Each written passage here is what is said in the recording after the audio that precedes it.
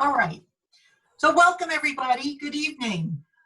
The League of Women Voters of Westchester, the YWCA of White Plains and Central Westchester, and the Westchester County African American Advisory Board welcome you this evening. And I want to give a special thanks to my committee members, Jody Reaver, Ariana Quinones, and also Keisha Skipper. And I'm delighted that Keisha is listening in this evening because she's had a long haul with a little bit of a health issue going on. So we pray for her. But I want to welcome you to the Untold Story, the alienation of Black female suffragists and women of color.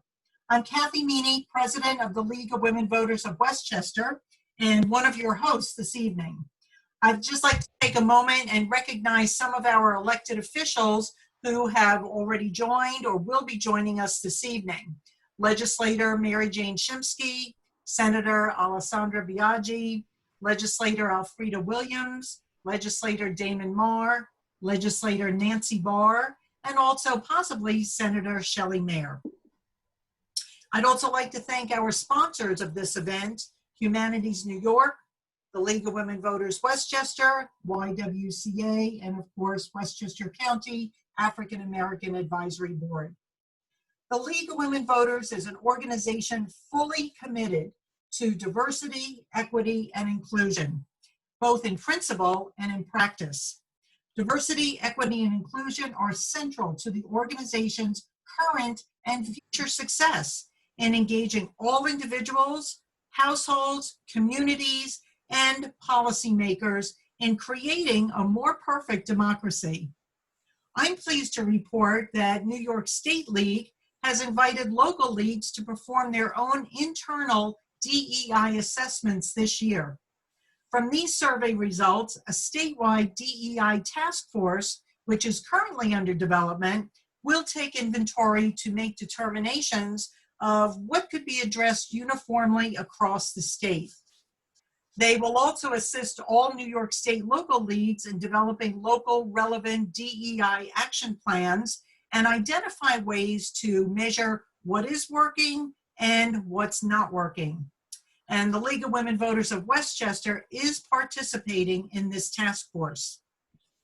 Tonight, we're going to take those first steps to learn history, discuss the issues, and start to develop those action plans for our community.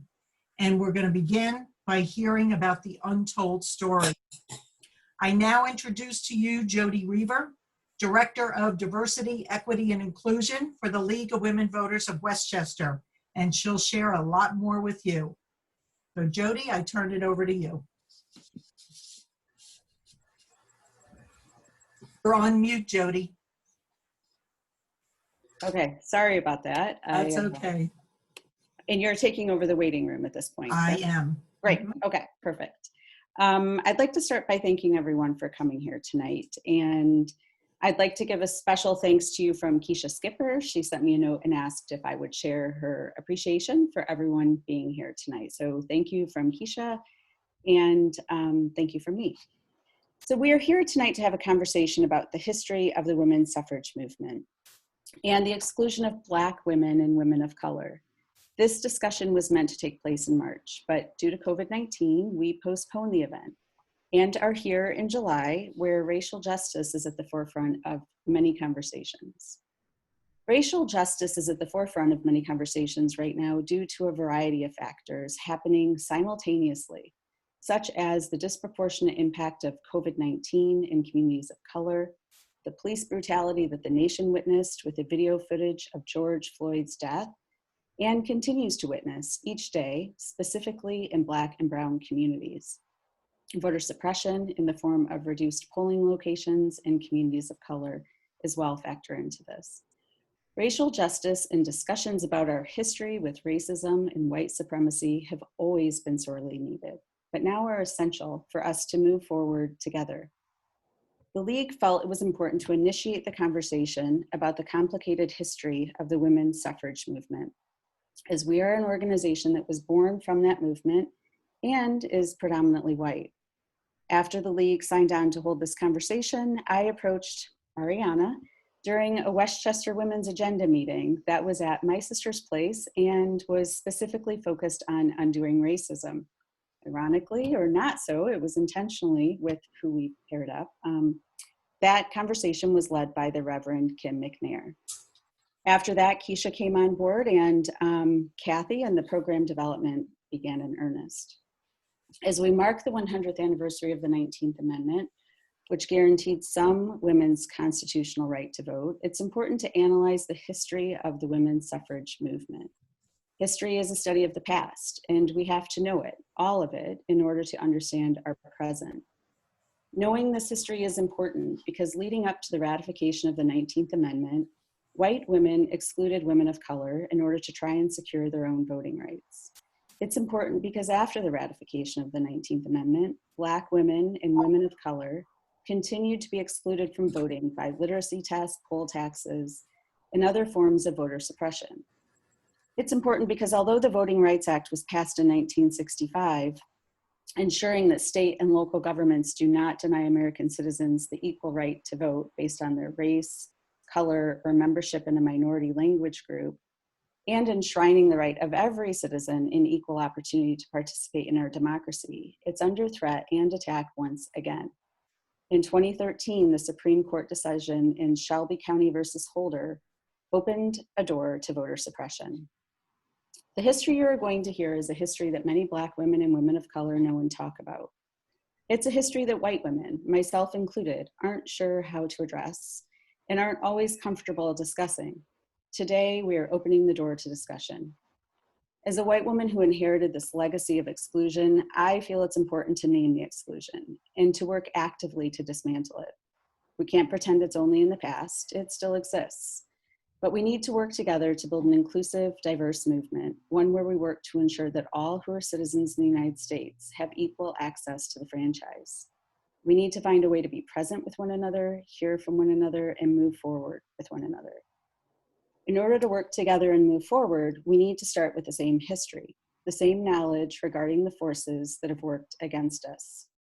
This is the point of today. We brought you here to hear history that some know and some don't, but today we will hear it together. Our hope is that we can all listen with open hearts and open minds, listening to hear about what took place in the past, reflecting on how that history informs our current work and partnerships, and then addressing how we can move forward together to fight against voter suppression, disenfranchisement, and ultimately towards achieving racial justice. I'd now like to introduce Ariana Quinones. Since their graduation from Smith College in 2016, Ariana has been engaged in refining leadership programming for young women of color. They honed their leadership skills at Smith, where they were president of Wilder House, was involved in organizing for undocumented students, and was named the 2014-2015 Student Leadership Award Social Justice Advocate. After a corporate internship at Pfizer's legal department, they joined the Bold Women's Leadership Network at Rutgers University, Newark, for the launch of the program and served as the national program coordinator for Bold for 2 years. Currently, they serve as the Racial Justice, Next Gen, and Women's in Research Education Fund coordinator for the YWCA of White Plains and Central Westchester. They've coordinated events, designed systems, and facilitated conferences. They taught a course on community engagement at Rutgers and facilitated interview processes for potential scholars. They're a recent graduate of the inaugural NYC Community Fellows Program with the Institute for Nonprofit Practice and works every day to make the world better. So with that, Ariana, it's over to you. Every time I hear that, I'm like, oh, that's me. Hello, good evening, everyone. As Jody said, my name is Ariana Quinones, and I am coming at you live from my backyard in this gazebo that I'm very proud I put up myself. So I had to show it off. My pronouns are they, them. So if you are referring to me or talking about me, please use they, them instead of she, her. And if you have questions about how to do that, you can ask me. I wanted to give a brief shout out to Maria Imperial, our fearless CEO of the YWCA of White Plains and Central Westchester, who you will, those of you who are in her breakout group will be very lucky to get a chance to speak with her. But I'm here as your hype person, energy person, moderator for the conversation. And if you haven't heard my voice before, you will hear plenty of it in the future now. So I have the honor of introducing Dr. Carol Faulkner, who will be giving our history today. And Dr. Faulkner is a professor of history and an associate dean for academic affairs at the Maxwell School of Citizenship and Public Affairs at Syracuse University. She received her BA from Yale University and her PhD from SUNY Binghamton. We love a state school. She specializes in the history of women, gender, sexuality, and social movements in the United States. She is the author of Women's Radical Reconstruction, the Freedmen's Aid Movement, Lucretia Mott's Heresy, Abolition, and Women's Rights in 19th Century America, and Unfaithful, Love, Adultery, and Marriage Reform in 19th Century America. She is the co-editor of the selected letters of Lucretia Coffin Mott, Interconnections, Gender and Race in American Society, and Lucretia Mott Speaks, the Essential Speeches and Sermons, which will be out in paperback soon. So obviously she stays very busy and always is very likely writing, and we are very grateful to have her today, and I'm looking forward to our conversation. So Dr. Faulkner, if you want to take it away, we are here to be active listeners and learn from your guidance. So thank you for being here with us. Thank you, Ariana. It's a pleasure to be with you this evening and to talk about this history, which I am very passionate about. In the United States, women's historians like me have braced ourselves for the centennial of the 19th Amendment. As Jody mentioned, while it affirmed women's constitutional right to vote, all women did not win their right to vote in 1920.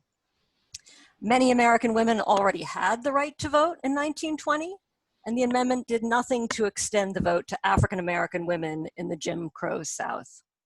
Between 1870 and 1920, Southern Black men had already gained and lost their own voting rights.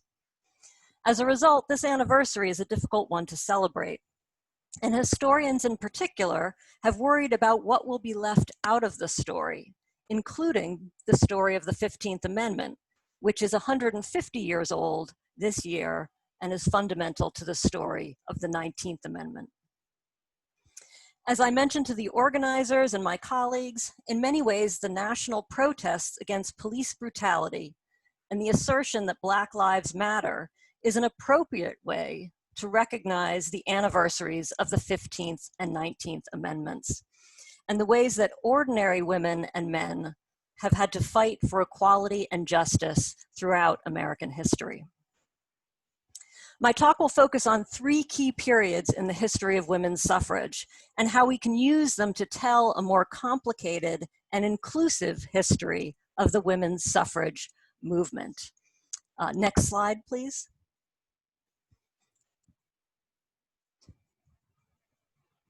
Excellent.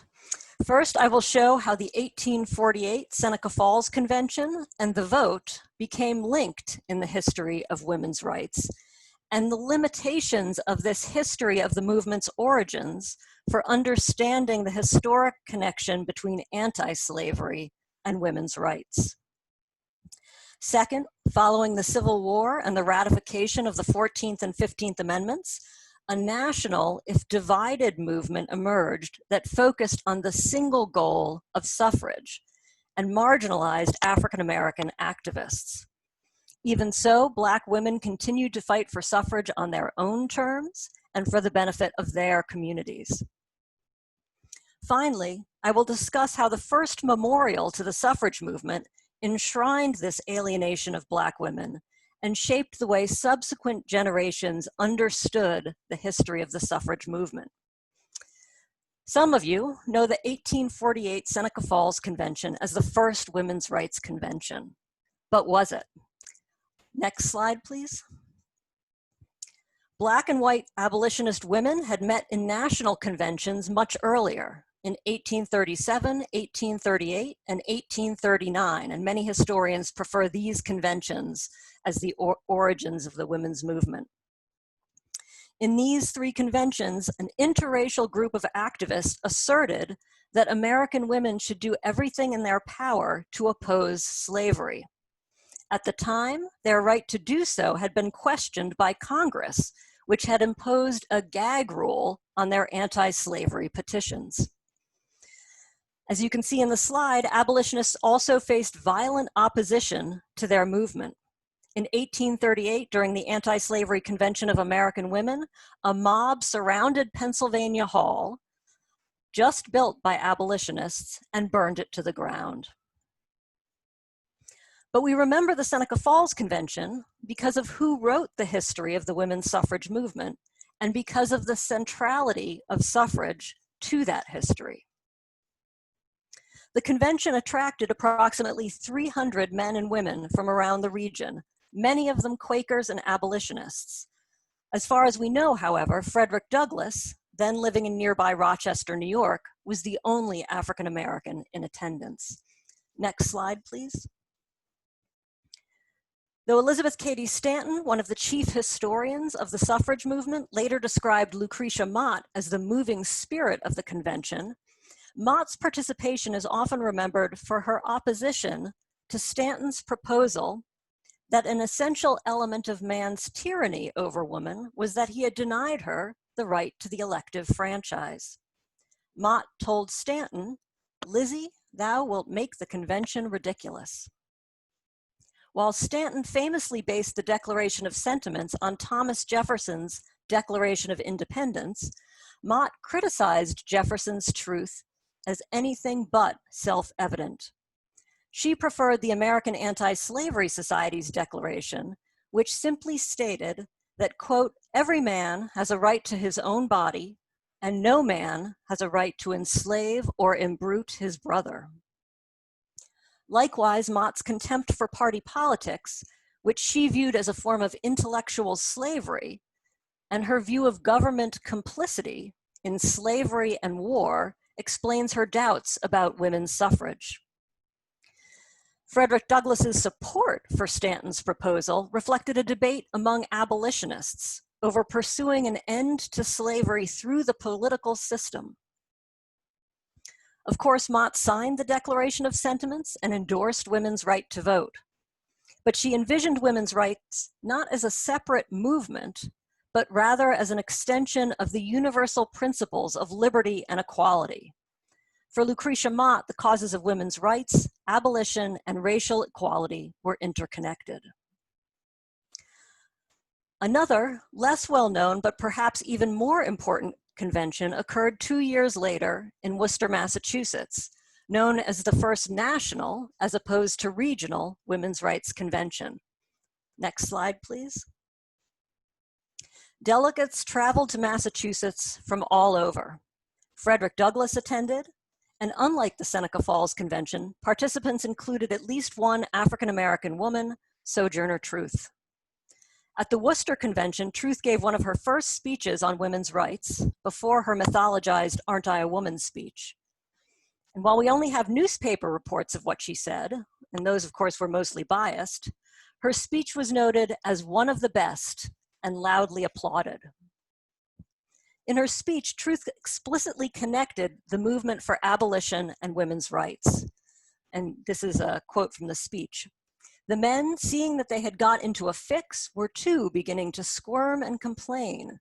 An improvement in the condition of their wives and daughters would have to come before their complaints would have cause to be at an end. And all this arose out of the abolition of slavery." As at Seneca Falls, there was a strong involvement of abolitionists, but unlike Seneca Falls, the convention issued a strong statement on racial and sexual equality. "Every party," they declared, "which claims to represent the humanity, civilization, and progress of the age is bound to inscribe on its banners equality before the law without distinction of sex or color." The pre-Civil War women's rights movement remained diverse and interested in a variety of causes: slavery, prostitution, alcohol, war, empire, education, marriage laws, bodily autonomy, property rights, and the separation of church and state. It was not until after the Civil War that the American women's movement became focused on the singular goal of suffrage. In order to solidify and strengthen the movement, leaders such as Elizabeth Cady Stanton and Susan B. Anthony deliberately pushed issues of racial equality and other causes to the periphery. Next slide, please. This focus on suffrage emerged in part due to the political context of the post-Civil War period. The 14th Amendment granted citizenship to all former slaves, and indeed anyone born or naturalized in the United States, and the 15th Amendment enfranchised African American men. Some suffragists, frustrated that they had been left out of the post-war political compact, opposed these amendments. And this is the period that saw some of the most virulently racist comments from some leading white suffragists like Elizabeth Cady Stanton. A debate between Frederick Douglass and Susan B. Anthony shows the bitter division among activists over the 15th Amendment. Frederick Douglass prioritized suffrage for African American men, arguing that the ballot was an urgent and necessary response to post-war racial violence. Anthony focused on the privileges of sex, pointing out that Douglass, quote, would not exchange his sex and color, wronged as he is, with Elizabeth Cady Stanton. Douglass, too, had emphasized the privileges of white women, who had, in his words, 1,000 ways to attach herself to the governing power of the land through her male relatives. White women, he argued, were being ungenerous. Next slide, please. But the divisions were not so simple. Frances Ellen Watkins Harper, a poet and abolitionist originally from Baltimore, emphasized that issues of sex and race could not be separated. She argued, quote, "You white women speak here of rights. I speak of wrongs. I, as a colored woman, have had in this country an education which has made me feel as if I were in the situation of Ishmael, my hand against every man and every man's hand against me." Harper's remarks indicate she had a different definition of women's rights than white women, one that grew from her experiences as an African American. Out of this post-Civil War crisis, the women's rights movement ultimately formed two competing organizations devoted to achieving women's suffrage. Perhaps unsurprisingly, Frances Harper joined the American Woman Suffrage Association, founded by Lucy Stone, which supported the 15th Amendment and continued to work for women's suffrage. Harper also pursued a broader conception of women's rights and citizenship in the Women's Christian Temperance Union, which was the largest organization of women in the country. Anthony and Stanton, who had opposed the 15th Amendment, founded the National Woman Suffrage Association to pursue another constitutional amendment to establish women's voting rights. However, Sojourner Truth and Frederick Douglass attended both National and American Woman Suffrage Association meetings. Indeed, Frederick Douglass's last action before he died was to attend a meeting of the reunited National American Woman Suffrage Association, or NAWSA. Despite his presence at their 1895 convention, the unification of NAWSA in 1890 represented the further exclusion of Black women for the movement for women's voting rights. NAWSA heavily enlisted white Southern women, further severing their abolitionist and civil rights origins. When white became the symbolic color of the suffrage movement, it also represented the increasing whiteness of the movement. Even so, many suffragists were torn between their African American allies and a suffrage strategy that depended on the South. Next slide, please. New tactics that emerged in the early 20th century, such as the suffrage parade, and you can see the all white in the parade on the slide, also excluded Black women. Alice Paul's wing of the suffrage movement, which organized the 1913 Washington, D.C. suffrage parade, scheduled for the day before Woodrow Wilson's inauguration, decided to allow local groups whether or not to integrate. As a result, Howard University suffragists marched together, but not with other college groups, and they had to be surrounded by white men as protectors. Ida B. Wells-Barnett came with suffragists from Illinois, many of whom did not want her to march with them. Wells-Barnett declared, quote, "If the Illinois women do not take a stand now in this great Democratic parade, then the colored women are lost. I shall not march unless I can march under the Illinois banner." In the end, she joined the Illinois marchers with no problem.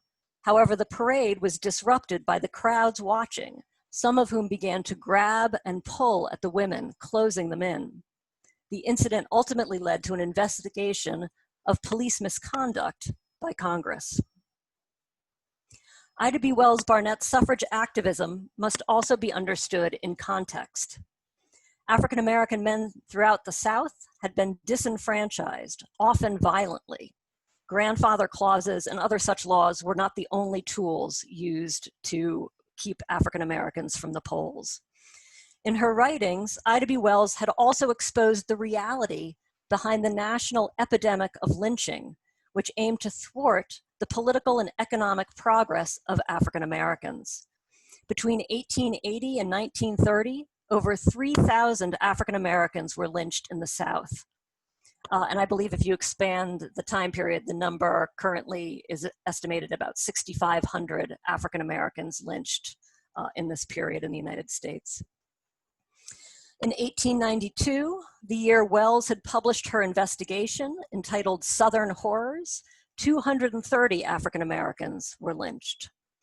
African American women like Wells fought for the right to vote not only for themselves, but for the survival of their communities. Yet as suffragists campaigned for ratification in southern states like Tennessee, most whites ignored this campaign of violence against African Americans and explicitly told Southern politicians not to worry, that the 19th Amendment would not enfranchise Black women. In order to get Southern support, they argued that Southern states could continue to regulate suffrage as they saw fit. As one historian has argued, the 19th Amendment was a referendum on the 15th Amendment. In order for Black women to vote, both amendments would need to be enforced. Indeed, some Southerners feared that the 19th Amendment would require the enforcement of the 15th. By 1920, however, white suffragists had reassured Southerners, allaying these fears by focusing on white women's voting rights as the only way to ratify a federal amendment. The whiteness of the national women's suffrage movement and its separation from its anti-slavery roots has been enshrined in the public memory of the suffrage movement. From the history of Seneca Falls as the first, and of course still the only national historical park devoted to the women's rights movement, to the 1921 memorial to the suffrage movement, now located in the Capitol Rotunda. Next slide, please.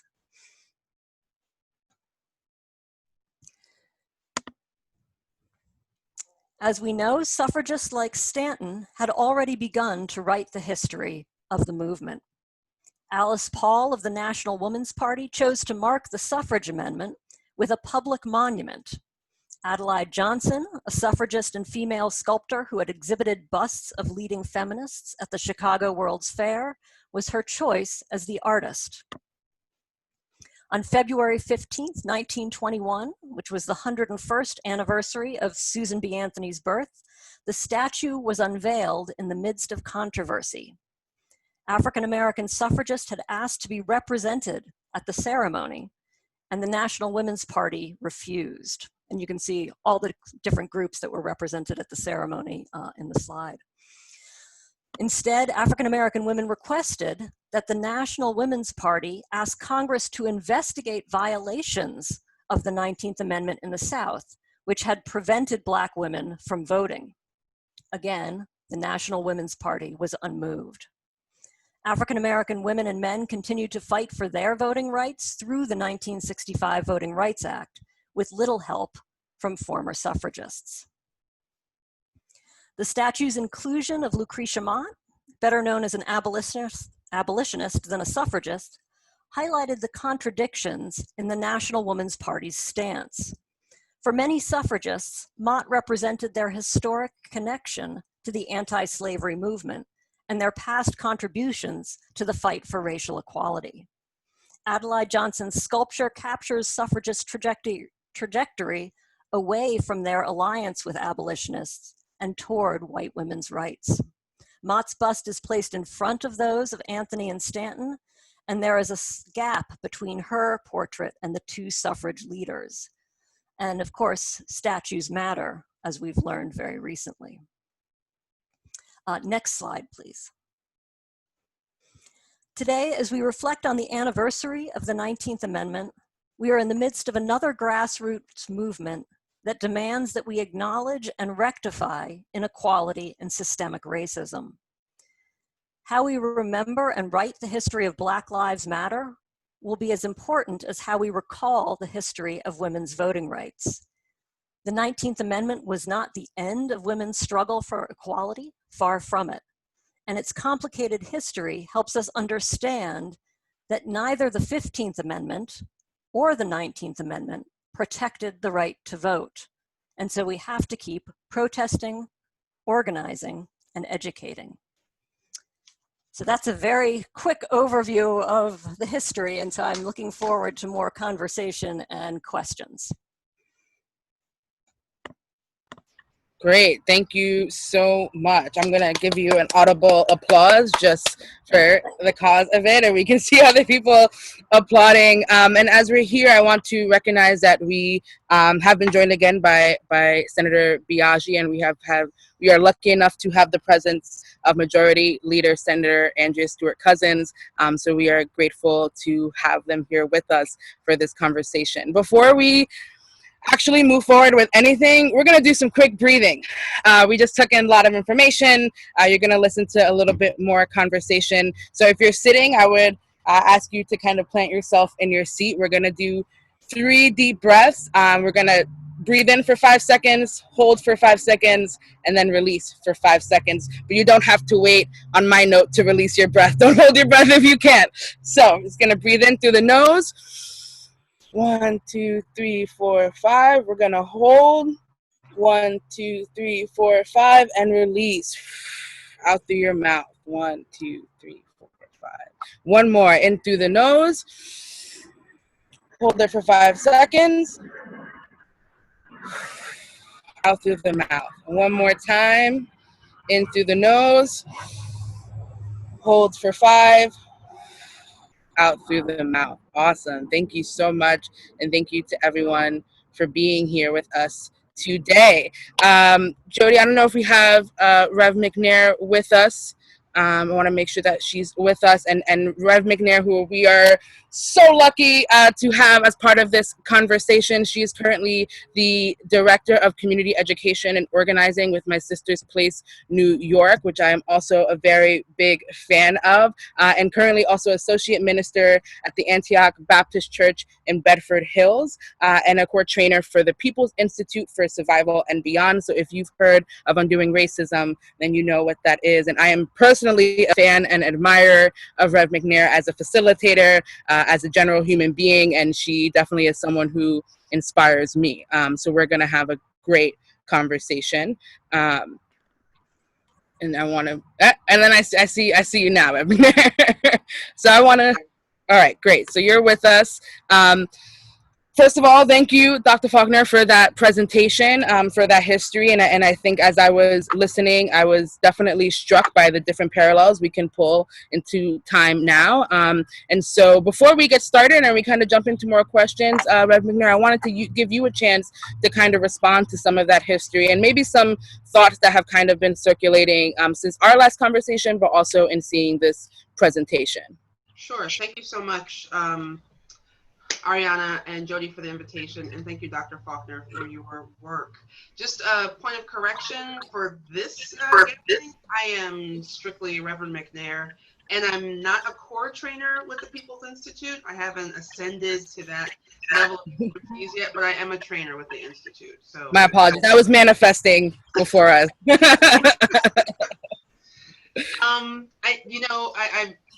I guess my initial thought is just around just the word feminist and feminism, and how so many Black women I know actually reject the term. There are plenty of us who carry that mantle. I'm not one of those. I'm actually a womanist in my thought, which is more, for me, more a theological stance. And I think it's important, if you didn't know that many Black women and women of color reject that, you just heard some of the reasons why. It's because we know the history. And, you know, once you know the history, you move about the world a little differently. And so I would encourage people to dig a little deeper. And Dr. Faulkner already admitted that this was a very brief overview, but you should go back and read some of the quotes of these women who are the founders of the suffragist and feminist movement. She alluded to some of the comments they made, and I actually did not know those comments until I think it was the election when Hillary, it was right around that November period of the election, and some of those comments came to the fore. And I remember reading about how people were going to the grave sites of those women, and then I saw someone post about how people were going to Ida B. Wells' website, gravesite, and I thought that's where people need to go, because that's part of the history that doesn't get told. So in one of the pieces of the workshop that we facilitate with the People's Institute is about history, and it is impossible to know where you're going if you don't know your history. And so I just want to say to Dr. Faulkner, thank you for that work. And I also appreciate that a white woman is doing the work in uncovering and ferreting out some of the truths that I think some people would rather remain hidden. So that's just my initial response. Oh, thank you. That was amazing. And I think, you know, something that we've talked about, and something that's very important is right, language is important, right? The way that we identify ourselves, the language that we use.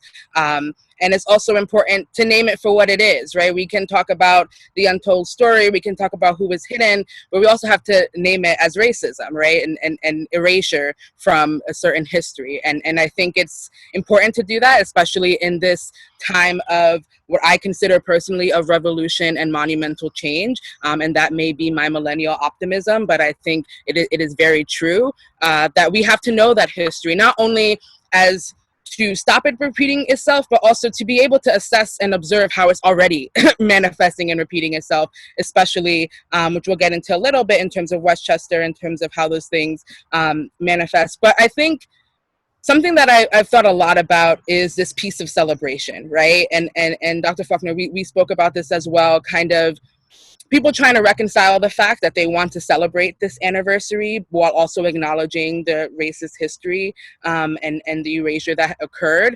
So I would love if both of you could kind of comment and kind of where you're at with thinking about this celebration, and, you know, whether or not people are willing to kind of, I don't want to use the word sacrifice, because for me that sounds too dramatic, but I do think that for some folks it may feel like they're bargaining that off. But also kind of settling with what the reality is. And so I would love to kind of hear from you both. Dr. Faulkner, if you'd like to go first, to talk a little bit about, you know, why that is and how we kind of can come to a place where we talk about that more specifically and are able to reconcile with that. Yeah, I think one of the reasons historians were so worried about this anniversary was the inclination to be celebratory. And this inclination that this was a great victory, that, you know, this was an achievement by women, and that it would leave out a lot of the history. And so I'm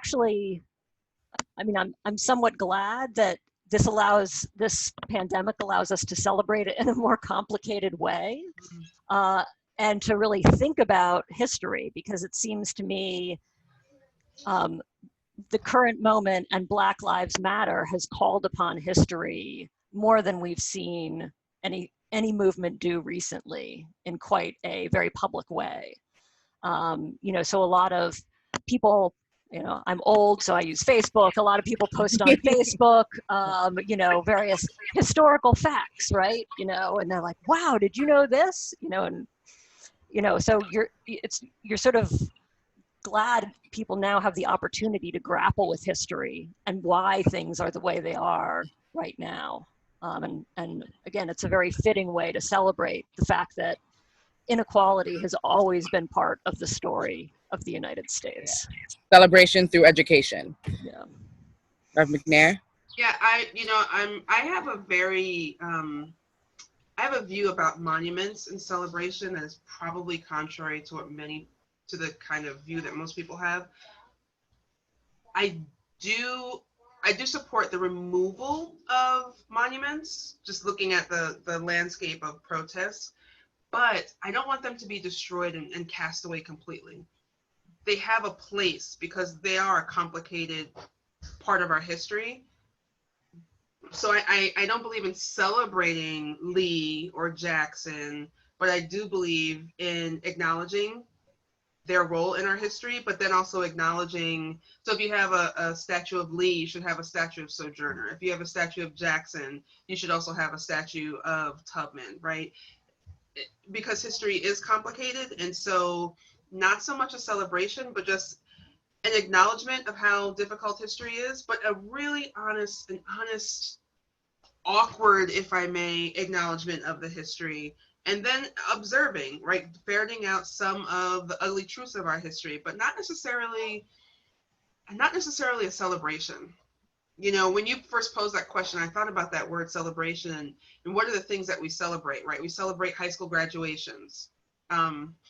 Well, concerning what just happened in Chappaqua, that might not be the best example, but so we celebrate like milestones, like birthdays, anniversaries. But there is something about this history that I don't feel is celebratory, but I don't think it should be cast to the side. I think we have to acknowledge the past. You know, there's a quote by Maya Angelou where she says, you know, history can't be erased, but we have to face the history. You know, I'm paraphrasing and butchering it. But the idea is that we have to constantly keep looking behind us in order to move forward. But we have to take an honest look behind us in order to move forward. Absolutely. Yeah. And that, like you said, I just said, you know, that language piece, right? And so if we're saying celebration, what does that really mean? Especially if we feel so eager to still celebrate. And if there's anything that we've learned in the pandemic, right, there are some things that we just have to let go, and we have to, you know, really start to redefine the way we look at things. And once we acknowledge that history, how we speak about it, how we move forward with it is really important. I just wanted to pause real quick because, Jody, I wanted to make sure that if people do have questions, we're saying that they can raise their hand and we'll call on them. Is that how we're doing it after we finish speaking? Yes, I think so. Yes, we don't have the chat. Yeah. So we'll do that. I just want to say something behind your comment that, you know, it's not stealing the celebration, and I think that's where people become uncomfortable because if I can't celebrate, then what do I have? Right. You have the ability to acknowledge and reframe something from the past that has hurt millions of people. So again, it's not something you have to give up, but this is the opportunity to look at it with fresh eyes and with a different attitude, and then move it forward. Absolutely. Yeah, no, absolutely. I think that is extremely important. And so kind of pulling it more locally for a second, and Rev McNair, I'm going to go to you with this. And Dr. Faulkner, I would love if you can add comments in terms of your own observations in terms of where you are at in Connecticut, or even when you're at Syracuse in terms of those communities. But Rev McNair, in terms of thinking about Westchester specifically, right, I think that we definitely have to do, someone was speaking earlier about the next anniversary and looking at more of the history of Westchester and kind of our role in history in general. But, you know, part of our goal of this conversation was to push a conversation into action, right? A lot of people are perhaps more eager to learn than they might have been a little while ago for various reasons, whether it's because of the protests or more education that they're getting or organizing that they're becoming a part of. But part of this conversation is to push the way we talk about racism in Westchester and the way we talk about how this history manifests itself in various sectors in Westchester, whether it be in the work world, professionally, personally, happens in and sometimes it happens in very subtle or passive ways. So can we talk a little bit about, you know, some observations of how, you know, this is perpetuated in Westchester. We don't have to get too specific if we don't want to, in terms of the various people that are on this call. But I do think it's important to name, right? We want to take action. We want to make change. Everybody wants to set their initiatives, set their guidelines, build their committees, do all these things. But before we get there, we have to figure out really what the root of the problem is, right? It's not just putting more people in the room. It's having the conversations, naming what it is. And so I would just wanted to expand a little bit. I know it's a little broad, but I wanted to expand on that a bit in terms of speaking about those things more intentionally. Sure. So I should just, so everyone knows, that I was born in Mount Kisco Hospital 52 years ago, before it became Northern Westchester, and then whatever it's now, part of a larger mega system of hospitals. I grew up in Katona, New York, and then we moved to Bedford Hills. I graduated from Fox Lane High School in 1985.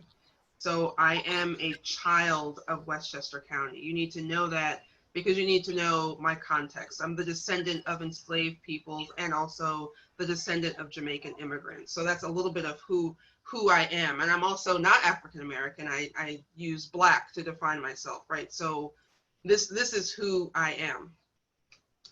I've developed language around how I understand how anti-Black racism shows up in Westchester County. And we have to be very clear that when we're talking about systemic racism, we have to begin with anti-Blackness. And so how does that show up? It shows up in how the school board votes go. You know, I learned not too long ago how 684 is a kind of a dividing line in the Bedford Central School District, and how votes look on one side of that, and how the votes on one side of 684 impact the lives of students on the other side of 684, right? So the Mount Kisco kids, who are mostly Black and brown, are impacted by the votes of people who are living in Bedford and Bedford Village. That's one way. I grew up in Katona on Anderson Road, and I have no memory, absolutely no memory, of anyone other than Black folks and Italians living on Anderson Road and Fisher Lane. None of us, as far as I can recall, lived in Katona proper.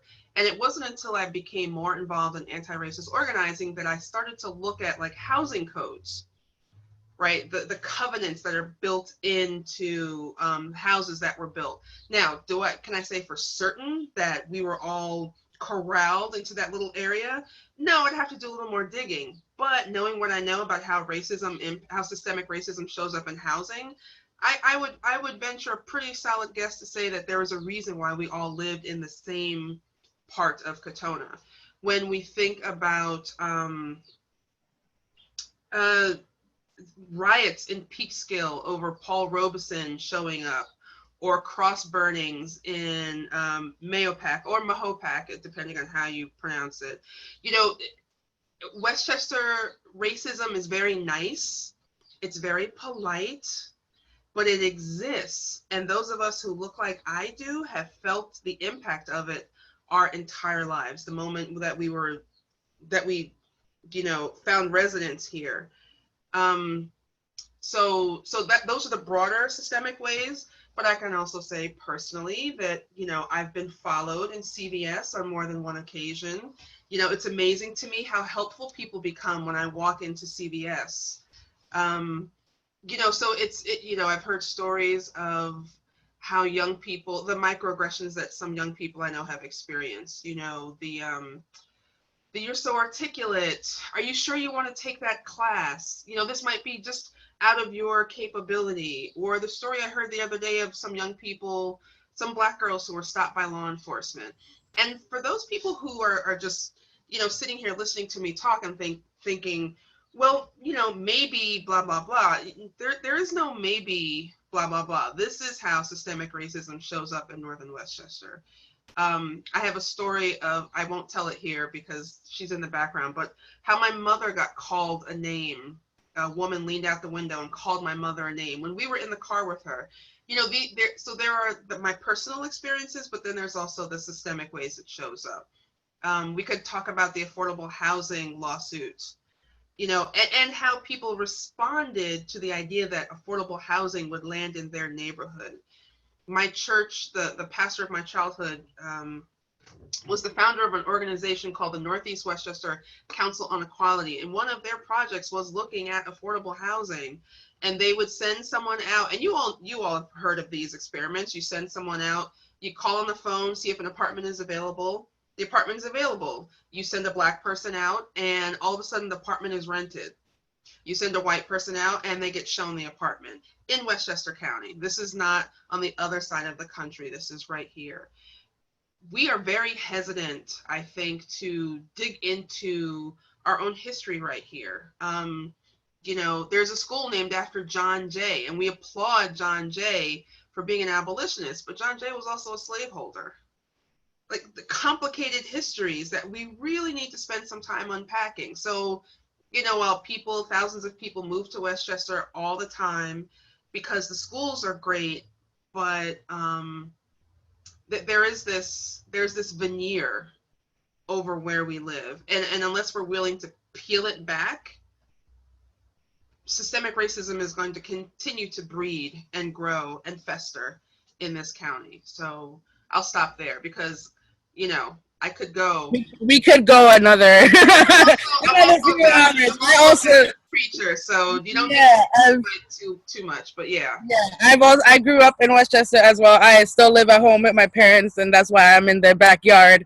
But you know, being a Puerto Rican family in Westchester, some of us who are, you know, my father's more darker than I am, and that experience when you said the CVS is just I remember being a kid and wondering why, you know, this person was following us when I would go into a store with my dad, or when my mom would go to a counter at the Lord and Taylor in Eastchester, and they would tell her the price before, you know, she bought something, so they could just let her know what the price was. And sometimes she would be like, I didn't even want to buy it, but I bought it just out of spite because I was so upset. So, you know, I thank you for sharing that. And I think that the only way to kind of progress and move forward is to talk about it and to acknowledge it, and which is not easy, right? It's easier said than done, especially for folks who are not used to that uncovering. So thank you so much for that, Rev McNair.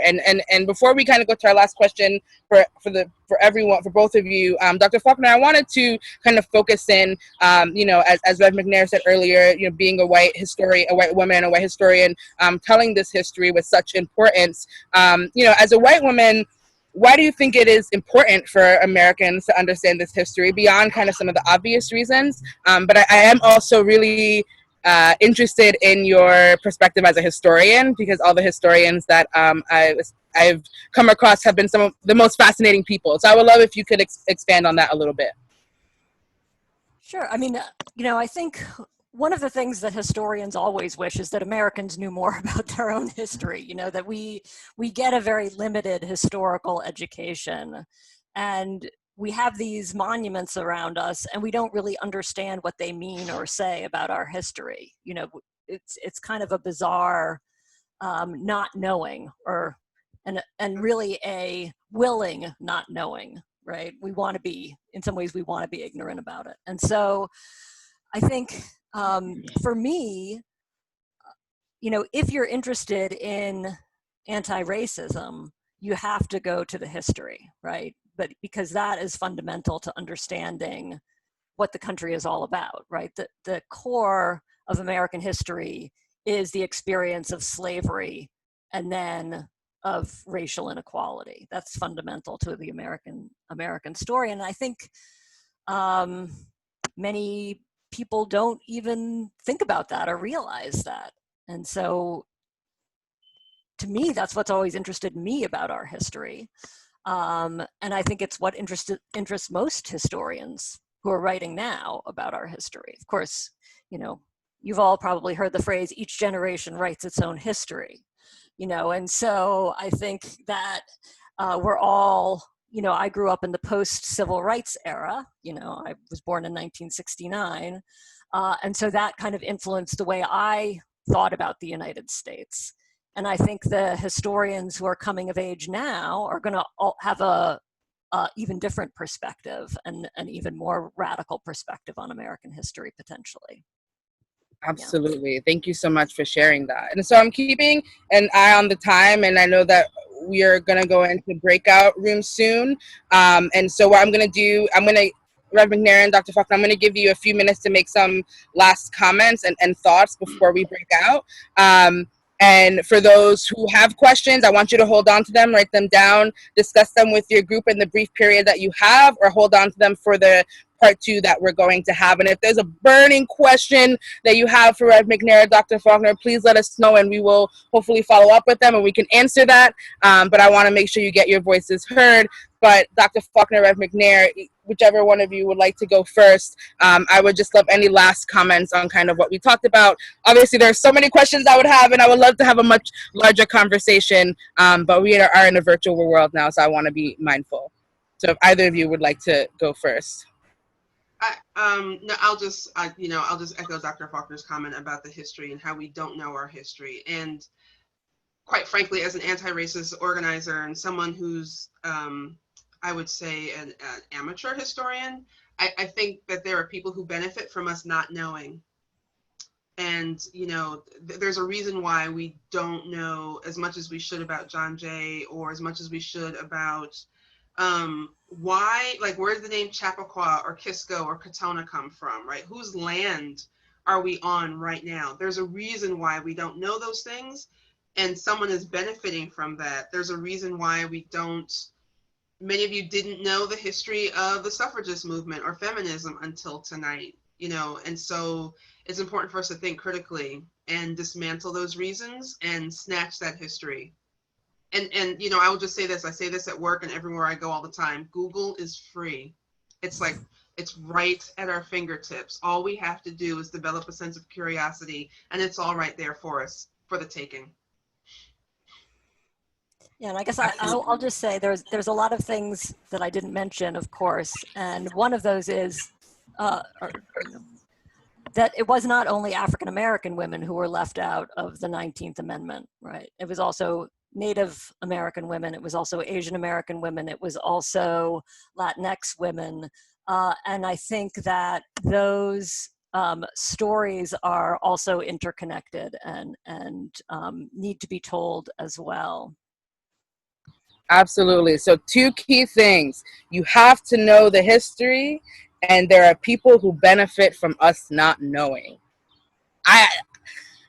Those are 2 powerful statements in itself, and I will repeat them at the end so they stay with you. Rev McNair, Dr. Faulkner, thank you so much. It is an honor of mine to be in your presence and to be in conversation with all of you. But I want to be mindful that we're about to go into breakout rooms. So breakout rooms are really just a chance for everyone to kind of check in, have some reactions. These are the breakout rooms you're going to be in for discussion in our part 2. So get to know each other. Also